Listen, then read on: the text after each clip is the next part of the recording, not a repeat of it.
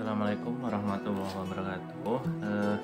Di sini saya akan membahas cara kerja dan komponen-komponen dari flame licker atau mesin pemakan api ya. Mesinnya seperti ini. Kita bahas bagian-bagiannya aja dulu. Yang pertama adalah ini saya ambil ya.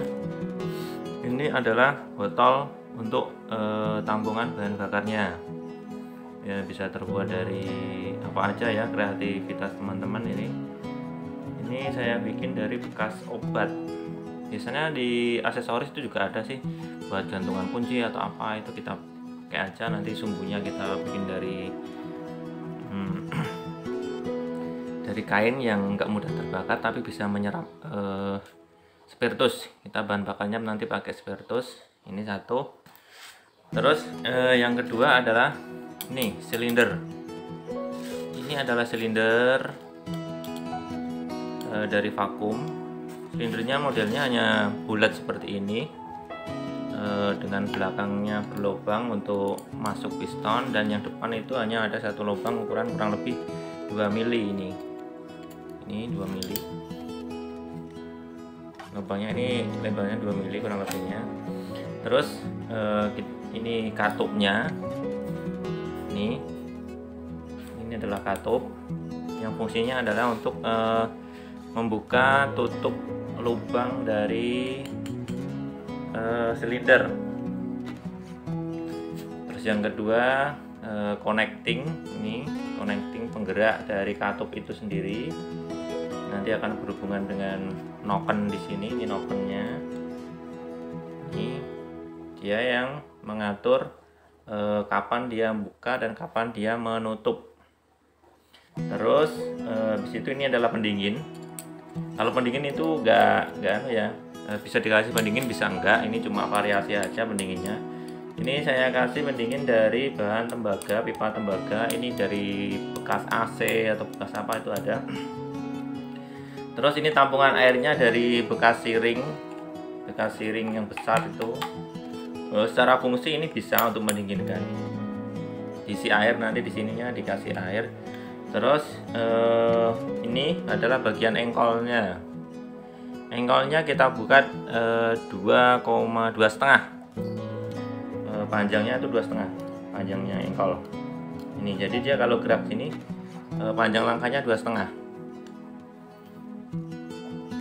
Terus ini roda gilanya, flywheel, yang fungsinya untuk menstabilkan putaran dan mempertahankan putaran, karena kalau nggak ada ini juga, ini gerakannya juga percuma nanti. Terus dalamnya ini dalam, bentar, ini yang dalam ini pistonnya ini terbuat dari besi. Nanti kita bahas satu-satu untuk pistonnya. Terus ini tatakannya, ini tempat tadi yang buat bahan bakar tadi yang dimasukin sini. Ini tergantung kreasi kawan-kawan nanti. Oke, sekarang kita bahas bahan-bahannya udah ya. Ini udah semua ya. Ini cuma kayak gini aja. Cara kerjanya adalah gini. Ketika ini dinyalain dulu ya, ketika posisi seperti ini, ini piston ada di posisi paling atas, paling sini, paling ujung. Dia letaknya di depan sini, dengan kondisi engkolnya di ujung sini. Saat seperti ini katup sudah membuka sedikit. Settingannya seperti itu. Ini sudah membuka sedikit. Ini putarannya searah jarum jam ya. Ketika ini kita putar ke belakang seperti ini, set sampai sini, api dari sini tadi kan semula pistonnya di depan toh. Api yang semula di depan sini dihisap oleh piston ke belakang. Api masuk ke dalam silinder sini. Sebelum ini sampai di titik akhir seperti ini, titik akhir itu adalah piston posisi di paling ujung belakang. Sebelum sampai itu, katup akan menutup sempurna di posisi seperti ini. Ini katup sudah menutup sempurna di sudut segini. Jadi dia belum full ya, ini sudut segini. Sehingga api yang semula dihisap akan tiba-tiba diputus.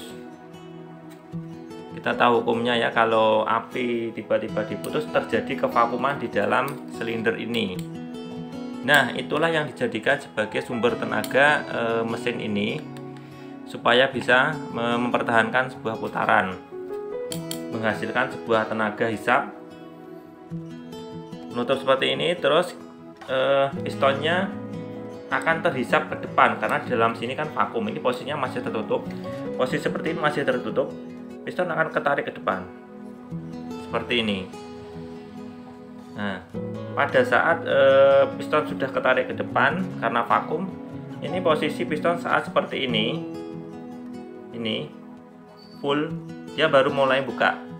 Dia tenaganya kan dihisap full ya, gerakannya harus sampai sini, baru katup ini kembali membuka sedikit, terus berputar lagi, hisap lagi, tenaga lagi, hisap lagi, tenaga lagi, hisap lagi, tenaga lagi, seperti itu terus.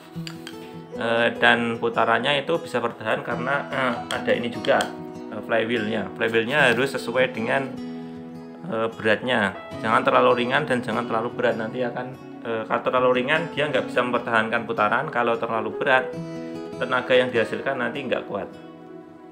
Seperti itu.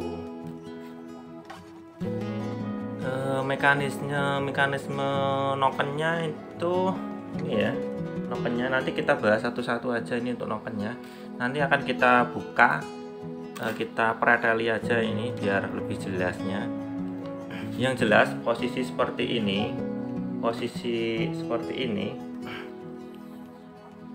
nokennya itu sudah sedikit menyentuh batang klep. Ini nokennya sudah sedikit menyentuh batang klep. Begitu naik ke atas ini, dia sudah lepas. Ketika lepas, klepnya ini kan terbuka. Terbukanya ini karena ada gas ini. Tuas ini dihubungkan ke pegas ini dihubungkan ke tuas yang bagian membuka tutup katupnya. Jadi pada saat nokennya tidak menyentuh tuas, yang bertugas hanyalah pegas ini. Pegas ini adalah menarik tuas ini supaya ini posisinya turun dan klepnya terbuka. Seperti itu. Dan ketika ini sampai di belakang sini, sebelum sampai full, ini nokennya sudah menyentuh dikit ya, mengakibatkan klepnya sudah mulai tertutup. Ketika seperti ini sudah menyentuh full, klepnya tertutup. Nokennya dibikin kurang lebih berapa ya, 25%